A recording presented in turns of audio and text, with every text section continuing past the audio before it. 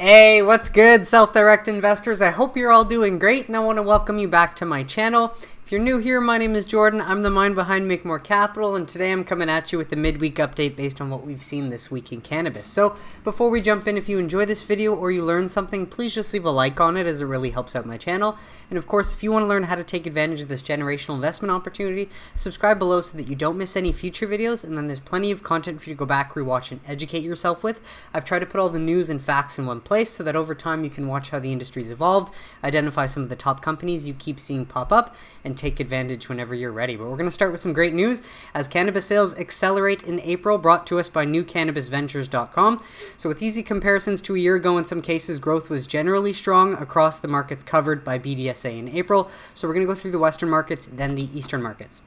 BDSA provides coverage for Arizona, California, Colorado, Nevada, and Oregon. In April, growth ranged from 24% in Oregon to 129% in Nevada compared to a year ago.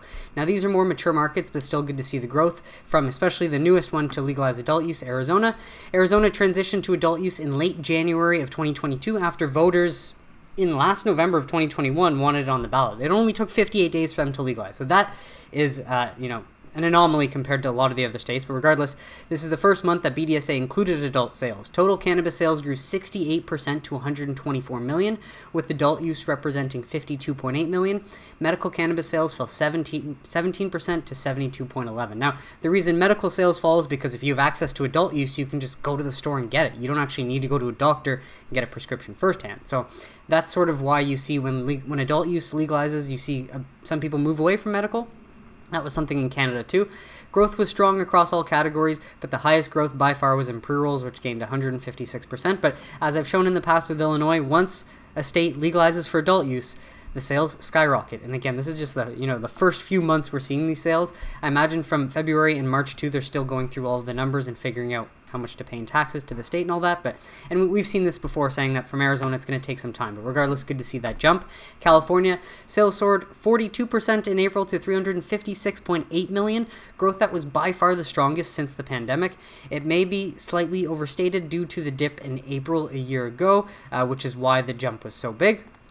Flower grew in line with overall sales, as did ingestibles, while concentrates were slower at 32% and pre-rolls much stronger at 93%. The strength in pre-rolls is partially related also to a dip a year ago when the pandemic was in its early days. Colorado cannabis sales gained 36%, rising 2% sequentially to 202.8 million. Like other western states, pre-rolls led the way, up 72%. Flower grew a solid 21%. Now, Colorado is, again, just the shining light with just 5.7 or 6 million people. That's where most of these states are heading. Nevada had a massive decline a year ago as the strip closed, so the 129% growth to a record 87.8 million needs some context, showing that this is where they were last year when obviously the world flipped upside down. So it's a big increase from there. So it doesn't really change much, but just goes to show that under normal circumstances, when travel and tourism is back up in Nevada and we return back to normal, sales will continue to be strong and keep growing. While Oregon, sales of 110.5 million were a record, but the 24% growth rate was the slowest in more than a year. And mind you, Oregon is one of the more mature markets, so it obviously has gone through a lot of its growth already. Now, as we move to the eastern markets, Illinois sales expanded 120% to 150.2 million during April. Pre-rolls expanded by 230%, while flower grew 152%. And as we do know, actually just wanted to cover this, the state hasn't yet released medical sales, but May adult use sales grew 1% sequentially and expanded 163% from a year ago for Illinois. And again, this is when they legalize for adult use. When the state first legalizes it, you can just see that it helps the sales tremendously, and it'll be great to see when New Jersey comes online next year, New York in 2023, and more bigger states like Florida and Texas in years to come. Maryland experienced its slowest growth rate, increasing 41% from a year ago to 47.8 million. While Maryland is also the only state in this list that only has medical legalized, they have not legalized for adult use yet. This was the one state where pre-rolls didn't lead, gaining just 38%. Flower sales grew at 42%. While Massachusetts, like Nevada, the growth compared to a year ago needs an explanation. Recall that adult use sales were curtailed the entire month last year. Massachusetts was one of the few states not to deem adult use essential and shut it down. So April set a record of 128.8 million, up 645% from the depressed levels of a year ago. So that's the extreme low of where things could go, but also up 4% sequentially despite one less day in April April than in March. So good to see things are obviously heading in the right direction in any sort of industry, especially an emerging growth one in, the biggest cannabis market in the world. On to cannabis legalization efforts get a boost from billions in MJ tax dollars from MJ Biz Daily. So yeah, basically we're seeing that legalization brings in tons of tax dollars, which should be a no-brainer for any politician. Now, adult use cannabis programs are generating billions of dollars in tax revenue from state governments each year, bolstering the economic and equity case for legalization in other markets across the country as well as the federal level. The economic argument might particularly resonate among reluctant Republican lawmakers on Capitol Hill, experts say. Blows my mind why Republicans aren't like, yeah, why are we not hopping on this? This is the only way that you can raise tax dollars without increasing taxes on the individual citizens. And no one wants to increase taxes on individual citizens. So you regulate an industry that was illegal before and you make billions in tax dollars. California, $1 billion. Washington, $614 million. Oregon, $158 million. Nevada, $123 million. Massachusetts, $118 million. Illinois, $174 million. Colorado, 362. Just seems like a no-brainer at this point, right? Now, we know states with legal adult use markets in operation already have generated nearly $8 billion in tax revenue combined since 2014, including $2.7 billion in 2020, according to a new report by Washington, D.C.-based Marijuana Policy Project. California leads the way, generating an estimated $1 billion in tax revenue since 2020 alone, while Washington state has produced the most since 2014, $2.6 billion. But the tax revenue report is a great tool to have in the toolbox when talking to a legislature on either side of the aisle, Jared Moffitt, state campaigns manager at MPP, told MJ Biz Daily. Republicans might think about new revenue as a way to cut taxes somewhere else, while Democrats see opportunities to invest in social benefit programs. The report also shows that states' revenue intake keeps going up year after year in legalization states, another strong piece of evidence that cannabis legalization is working quite well. And that is a fact. As long as sales keep going up year after year, you're supplying the demand with at least products that have been tested and are safely able to do that, not from the black market. So it's no brainer at this point. MPP's tax revenue report comes as the organization is involved in adult use legalization advocacy efforts in Connecticut, Delaware, and Rhode Island, and in the wake of successful recreational cannabis legalization across the country in the past few months from New York to New Mexico. Oh, New Mexico is one that I forgot. So in 2022, we'll see New Jersey and New Mexico expected. And then Maryland, which we just saw in the last article that we mentioned, which does not have legal adult use, only medical. Maryland is on MPP's radar for next year, according to Moffitt, as are potentially several other states. The MPP report summarized each state's adult use cannabis tax structure and how those tax revenues are being used. In New York, for example, which just legalized adult use, and Governor Cuomo saw legalization as a way to help narrow a multi-billion-dollar budget deficit exacerbated by the coronavirus pandemic. And you know that every state is dealing with this. So the ones that are resisting reform, it makes no sense. Like long-term leadership-wise, what are you doing? His administration projects the states will generate $350 million a year in tax revenue from adult sales. So, just wanted to point out, aiding federal advocacy. It's good to see that we have teams like the Marijuana Policy Project that are actually working towards getting this sort of reform done, working on our behalf, which is great. You're trying to build the case why legalization is beneficial, and you love having the numbers to support the case, which is great. We're getting more and more data as time goes on. In building the broader argument, Correa says, you're saying it's not only the right thing to do, but you're making the case that it will save money, which is a no-brainer why it's the right thing to do, and it saves tons of money. What's a better way than having tax revenue come in and not having to spend money chasing after this drug by cracking down on the illicit market? And this comes from Michael Correa, Director of Government Relations for the Washington, D.C.-based National Cannabis Industry Association. So, great to see again, there are teams and organizations working on our behalf to get this done. And yeah, it's so obvious. Don't know why politicians aren't cluing into that. But anyways, cannabis stores in Washington offer cannabis joints for vaccines in Joints for Jabs program. How cool is this? So it just depends on where you are in the United States. You're living a completely different world if you're in Washington State than if you are in, for example, Kentucky. Licensed cannabis stores in Washington State can offer free joints to promote on-site COVID-19 vaccine clinics, officials said Monday. So hey, if you want to return back to normal sooner than later, it's especially hilarious the lengths these states have to go to incentivize people to get vaccinated so that we can just return back to normal and get the roaring 20s underway. Mind you, the state liquor and cannabis board is calling the effort Joints for Jabs program. The board says licensed adult use cannabis retail shops can give away single pre-roll joint to anyone over 21 who gets a shot at an on-site vaccine held by July 20th.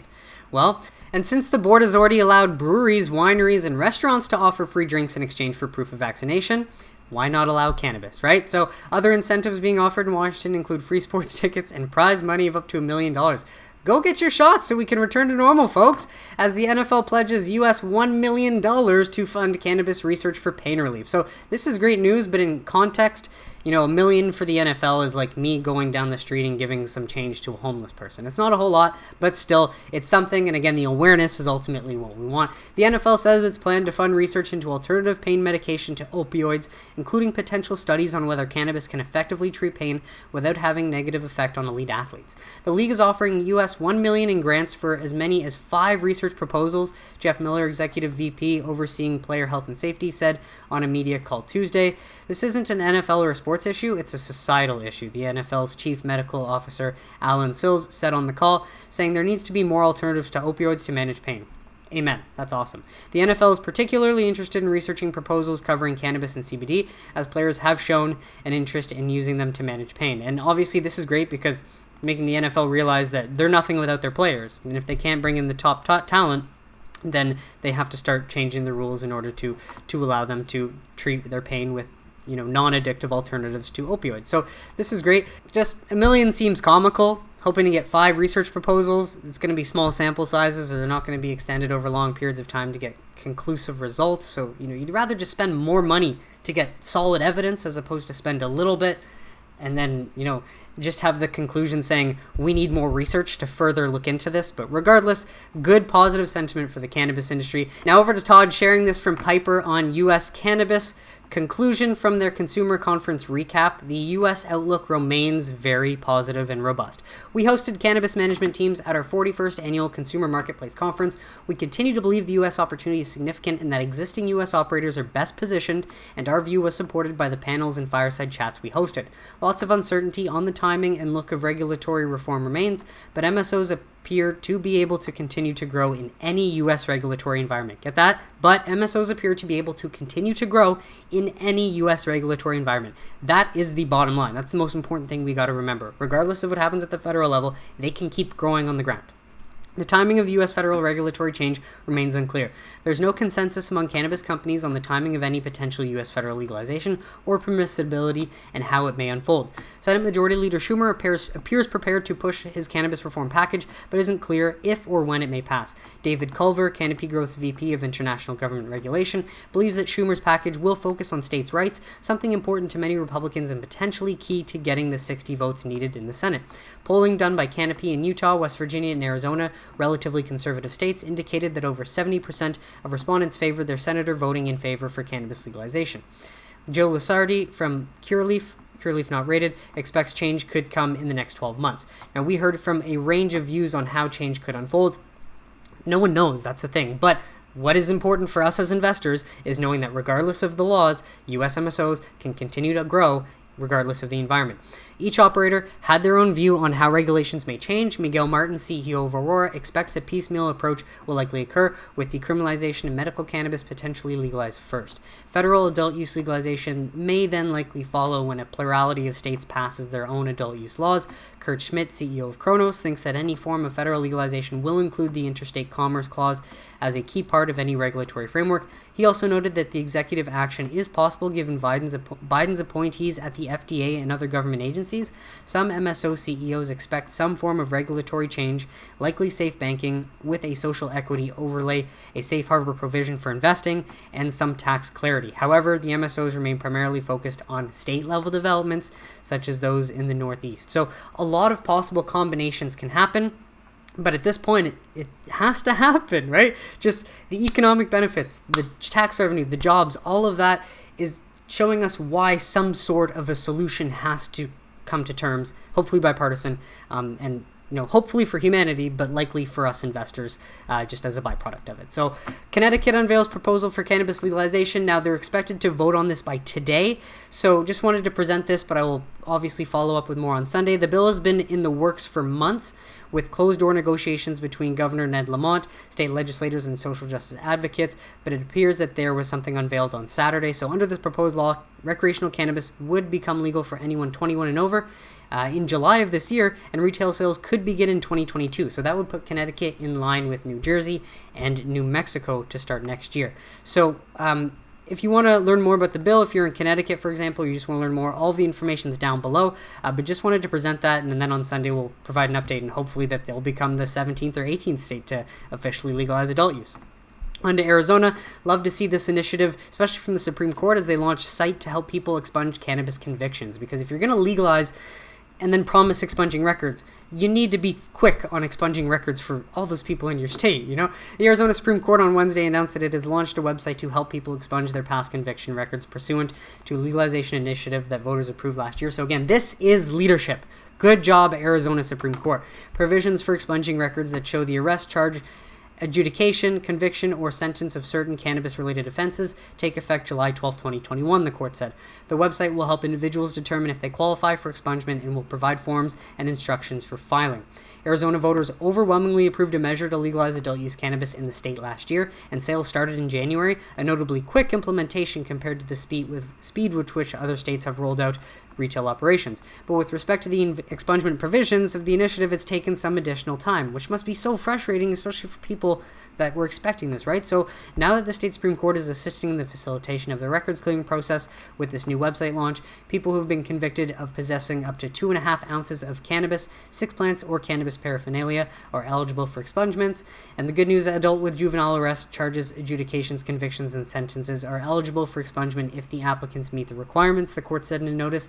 The expungement process seals the records from the public while keeping them available to the person arrested, charged, adjudicated, convicted, or sentenced. So it's not like anyone else is getting access to the person's private information, which is ideally the best way to go about it. But great, again, from Arizona. Love to see that on top of what Illinois is doing in trying to help get the past records expunged. On to Delaware, as a cannabis legalization bill will get a House vote floor this week, so this is good news from them. Set to vote on Thursday after advancing one of another committee late last week. The legislation, sponsored by Rep. Edward Osienski, would allow adults 21 and older to purchase and possess up to an ounce of cannabis. Home cultivation would not be permitted, however. The proposal cleared its first committee in March, and then on Friday it moved through the House Appropriations Committee. But while advocates are encouraged by its progress, it's also the case that the state's Democratic governor remains opposed to adult use legalization, which is again shocking. But his own problem. HB 150 would set a 15% tax on cannabis sales, with revenue covering the administrative costs for the adult use program. The legislature would then decide how the remaining tax dollars should be appropriated. The Delaware Cannabis Control Act Oversight Committee would be established to regulate the market and issue business licenses. Regulators would be able to approve up to 30 retail business licenses, 30 manufacturing licenses, 60 cultivation licenses. That seems like a lot if you can only make 30 business licenses, and 5 laboratory testing licenses for the first 16 months of implementation. So doesn't seem like we know exactly how this is going to go, but obviously if your lawmakers put together something that your state citizens want, that, you know, whether your governor is opposed to it or not shouldn't apply. They should definitely do what the people want. So hopefully for the citizens of Delaware this can get done, so we'll update that on Sunday as well.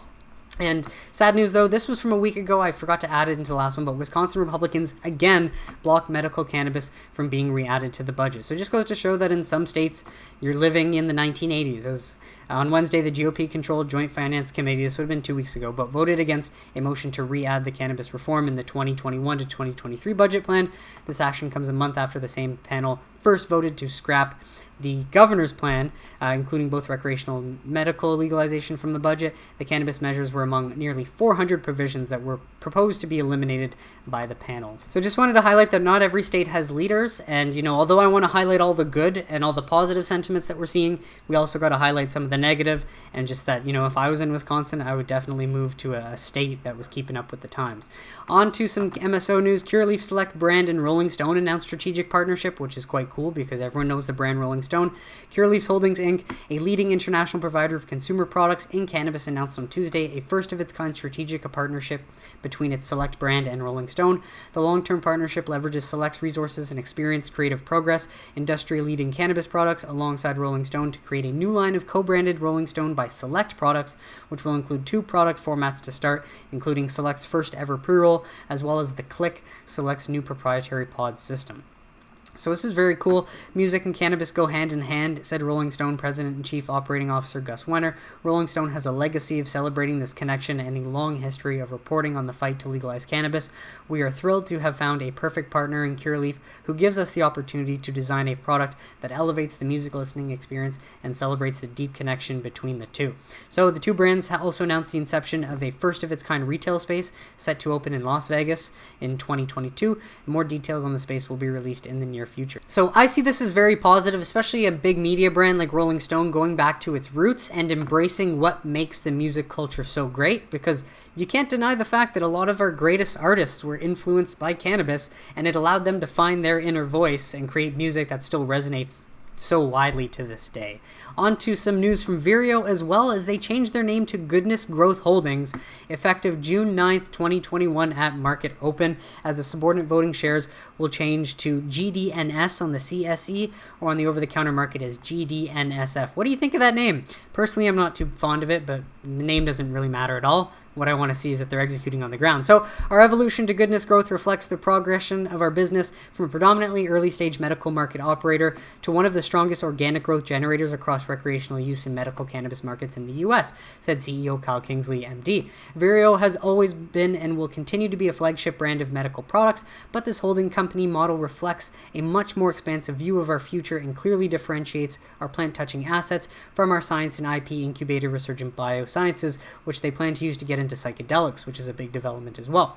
The company's Horizon strategy is a plan for growth through fiscal year 2022, a period in which majority of the company's markets are expected to begin to generate more substantial revenue growth as currently pending changes to regulatory regimes take effect. Over this time frame, the company expects to open an additional 6 to 10 green goods retail dispensaries. Management also provided several additional outlook updates in conjunction with the strategy, which are subject to the on-time completion of various development projects, commencement of adult use sales in New Mexico beginning in Q1 of 2022, commencement of adult use sales in New York in the summer of 22, hopefully could be 2023, honestly, just with delays and whatnot, and the commencement of flower sales in Minnesota medical market in the spring of 2022. So lots to look forward to, especially flower now being legal in Minnesota, where green goods, or not even green goods, what's their name?